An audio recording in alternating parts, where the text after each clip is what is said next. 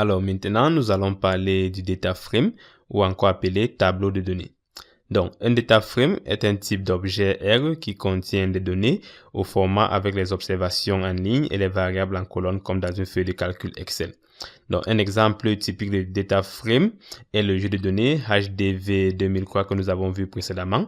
Et si nous ouvrons ce jeu de données, nous allons voir là que nous avons nos observations en ligne.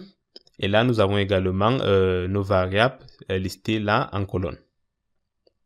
Et aussi, nous pouvons simplement savoir si un jeu de données est un data frame en utilisant la fonction class et entre parenthèses le nom du jeu de données.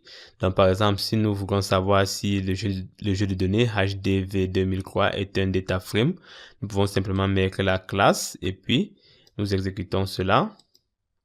Et là, R nous retourne la réponse data.frame.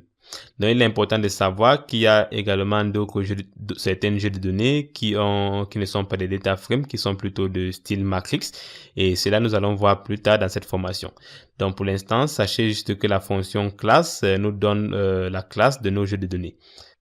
Donc, il est important aussi de comprendre que le data frame peut contenir en même temps des variables numériques et des variables chaînes, comme nous pouvons le voir là. Sur ces données, nous avons des variables numériques comme l'âge et nous avons également des variables chaînes comme le sexe où nous avons soit la femme ou l'homme. Nous avons également une autre variable comme niveau d'étude où là, nous avons entièrement des caractères à type chaîne.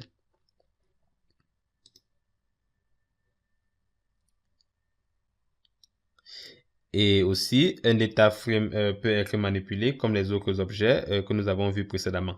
Par exemple, si nous exécutons cette commande,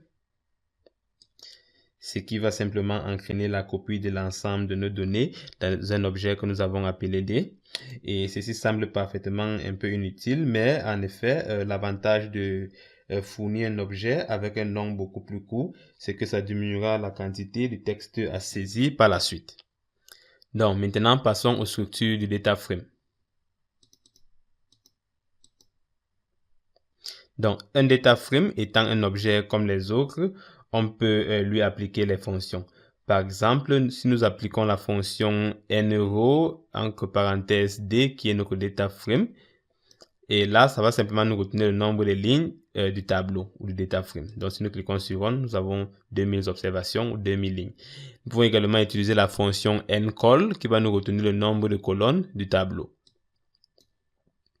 Comme cela. Nous pouvons également utiliser notre fonction dim qui renvoie simplement les dimensions de ce data frame. Et encore là, nous pouvons également utiliser notre fonction appelée names qui va nous retourner les noms de toutes nos variables utilisées dans ce jeu de données. Donc, si nous mettons names entre parenthèses D et nous exécutons, là, vous allez voir le nom de chacune des variables. Nous avons l'identification, le poids, l'âge, le sexe et ainsi de suite.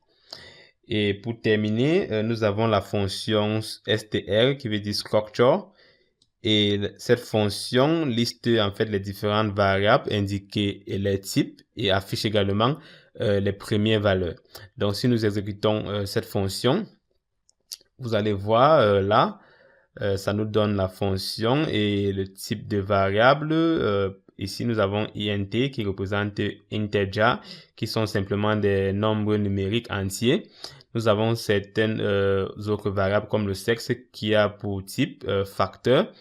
Et nous avons certaines autres variables comme le poids qui a pour type numérique. Donc ici, lorsqu'on parle du type d'une variable, il s'agit simplement de l'échelle de mesure de cette variable.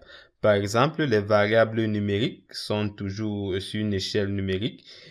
Par exemple, si vous voyez une variable numérique comme je viens de le démontrer, poids qui est numérique, là c'est mesuré sur une échelle numérique. Nous pouvons également avoir d'autres variables numériques qui sont des nombres entiers, par exemple l'identification, comme ceci, qui est 1, 2 et 3, et qui sont généralement mesurés sur cette échelle de integer. Et par contre, les variables caractères ou les variables chaînes, comme par exemple le sexe, le niveau d'étude, tout cela sont mesurés sur une échelle de facteurs.